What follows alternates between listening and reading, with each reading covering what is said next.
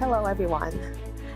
So one thing that PCI SSC is very passionate about, it's connecting with our stakeholder community. It's making sure that we collaborate with you at every step of the way. Why? Because you are all the ones leading the trail, the evolution of payments. You're leading technology evolution, and you're also leading the global implementation of our security controls. So when we look at developing material on these security controls, it only makes sense that all of you would be the foundation of the material that we develop. And one way we do that is via our special interest group. So my name is Kandyce Young, and I am the chair of the 2023 SIG Special Interest Group that we have going on this year. I'm going to share a little bit about what we're going to do and where we are right now. We'll start with a bit of a history and an overview of what the SIG process is, share some of the publications that we've been working on thus far. As well, we're going to hear from some actual SIG participants that are working with us right now to learn about the process, the objectives, and some highlights. And we'll close with some next steps for this SIG.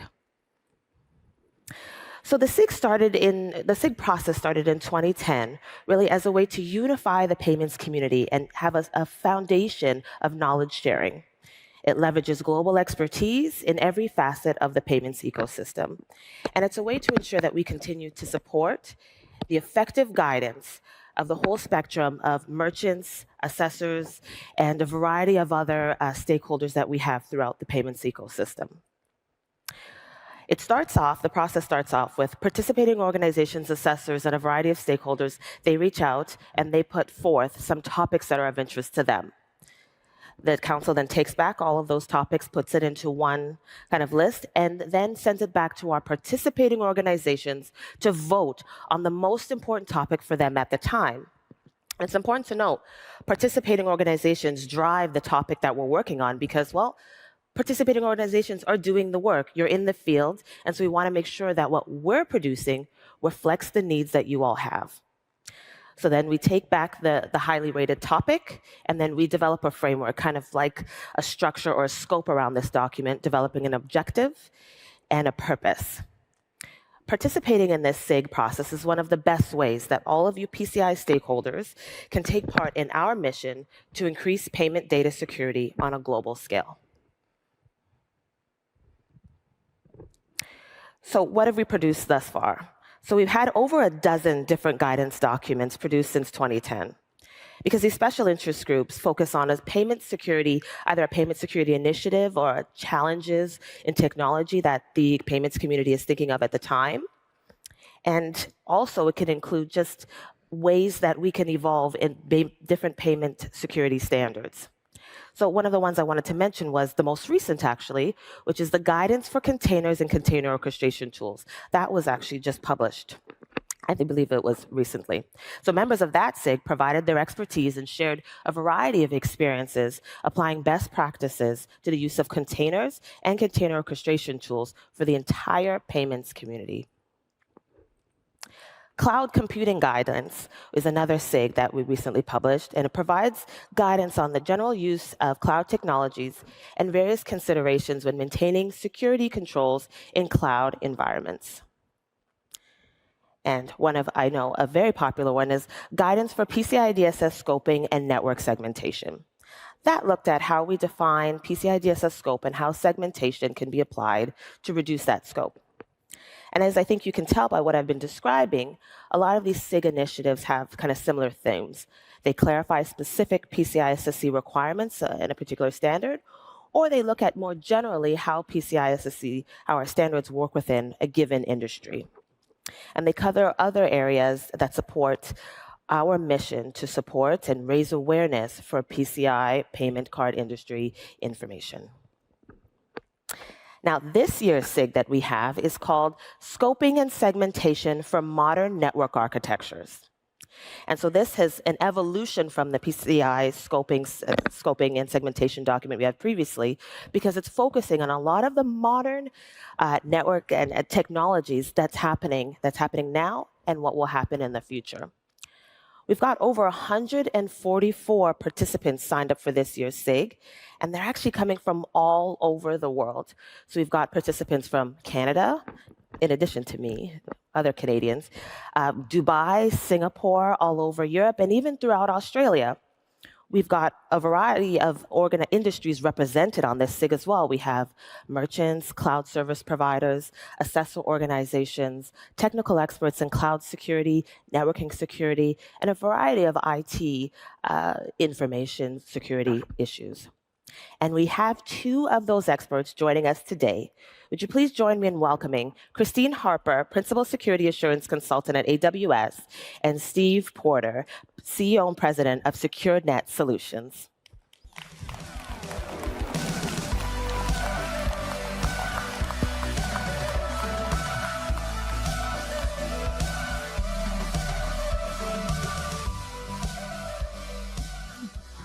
So the payment ecosystem is quickly increasing its use of modern network architecture.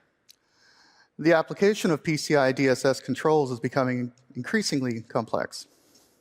And so knowing all of this, how can we help organizations continue to secure these evolving environments?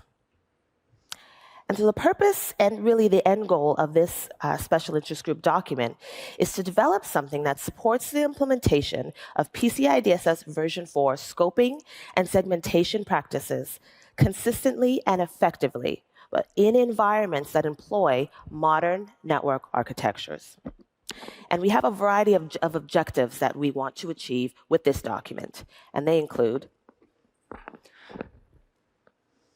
determining the impact of zero trust network and architectures on PCI DSS scope and network segmentation, and then defining the PCI DSS scope boundaries in microsegmentation and multi-cloud implementations. How to develop and maintain a PCI DSS asset inventory given the ephemeral nature of cloud-hosted microservices and systems, and identification of risks associated with the implementation of modern network architectures given the complexity of modern system configurations. And we want to wrap up this guidance document with specific guidance on requirements and how to achieve the scoping and segmentation objectives that you have with the best practices that we're going to provide.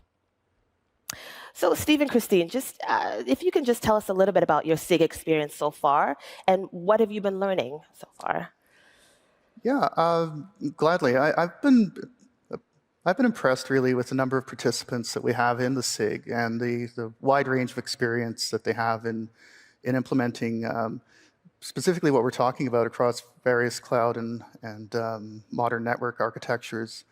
Discussions are very interesting and informative, and there's a lot of topics that I just hadn't really thought of before. So, Kristine? Yeah. So I think what I love the most about the SIG is that we have the entire industry coming together as a single team. You know, it's not based on who you work for, who you're employed by, but more about how do we reach this same common goal. The opportunity to learn and understand the challenges that everyone's facing and then combine those with the experiences that we all have helps us produce a body of work that's driven by those who live and breathe PCI every day. And I'll tell you, I'm really excited about leading this year's SIG because I think every single SIG call, I learned something completely new. Our experts are just so free with the knowledge sharing and guidance. It's actually a thrill to be on this SIG with the two of you. Kristine, can you describe some of any of the technological innovation and any associated concerns that you're seeing in the payment space now and in the future? So I would have to say probably artificial intelligence and machine learning. Because we don't know as much about the impacts to security and payments with the use of AI/ML, we didn't really have an opportunity to delve deep into that for this SIG. But I really think it's important that we pay a close eye to what's happening with this technology. It's rapidly increasing and growing. And we want to make sure that we understand both the positive and the negative impacts to security in the payments industry. Yeah, I agree. And I think a lot of the best practices that we are gathering will certainly help to lay the framework for any of the new technologies that's coming in the future so that our organizations can be most best suited to meet version 4 requirements. Right. So Kristine and Steve again, so do you see any opportunity to kind of work through some of the challenges, a lot of the challenging concepts that you've been discussing in this guidance doc? Yeah, I think that, discussing scope boundaries in the various architectures has been very helpful. In fact, a sub-discussion or a subtopic has kind of come out of this related to internal pen testing and what is internal pen testing in modern architectures. Get asked that a lot by the clients, and I do feel that some formal guidelines and would be quite helpful to both assessors and entities. Kristine? Yeah, and as a QSA at AWS, you can imagine that I receive a lot of the same questions over and over again from customers regarding cloud security and compliance. And often I have to respond in the same way each time, so it's repeating myself often. I think what this forum does is it provides an opportunity for us to broaden who hears that information. And it gives us a chance to openly discuss the challenges without the overarching assessment going on as well. So you can be a little bit more honest with the issues that are going on. We're discussing things like hybrid cloud models, cloud-based call center services, and micro-segmentation technologies. And I think with the breadth of expertise across this SIG, this guide will serve many, not just one. Yeah, I'm very lucky we have quite a few SIG meetings left to go because I think there are quite a few challenges we definitely want to work through a little bit more, but we're lucky to have representation from so many industries so that we can work together to build best practices that's suitable for all. So Steve, do you reference any other of our SIG documents, maybe one that I referenced before, in your work on a daily basis? Yeah, most definitely. I mean, as an assessor, we still reference some of the early SIG documents around penetration testing and telephony. And more recently, I mean, the containers guidance and the cloud documents were fantastic. So we definitely frequently reference those. And just as a reference for everyone, all of our information supplements, our SIG documents, are available right now on PCISSC.org in our document library. So any of you, please feel free to download them and take them back to your organizations to kind of help with some best practices for your work. So Kristine, can you speak a little bit about some of the goals that you have once this document is completed? Yeah, so one of the goals that I have is to provide more clarity. Oftentimes you read a guidance document and you're left with more questions than when you started reading it. And so now you don't know what to do. I'd love for us to be able to reduce those questions when we finalize this document. We know we're not going to be able to answer everything and any specific use cases, but we would like to be able to give you enough information and good information to help you make the business decisions you need to make. Yeah, because we certainly can't provide the answers in these documents. You can only provide guidance because we know it depends, right? It depends on your environment, but we hope to give you the best practices so that you can apply them most easily for your risk profile and your risk appetite. And lastly, what really excites both of you about this upcoming material for the SIG, aside from being able to work with me a little bit more? What is exciting you about that? Just the general collaboration. I've probably already mentioned that a couple of times, but it's fantastic to see the assessor community come together and to contribute to this and to provide their lessons learned, their experiences, and the various environments and technologies and techniques that we all use, but on a broader scale. So that's something that I like. And of course, the final guidance that's going to come out of this is, I'm pretty sure it'll be another one of those SIGs that we're referencing a lot going forward. You can imagine that what excites me most is we get to cover a lot of cloud topics, which I do every day already.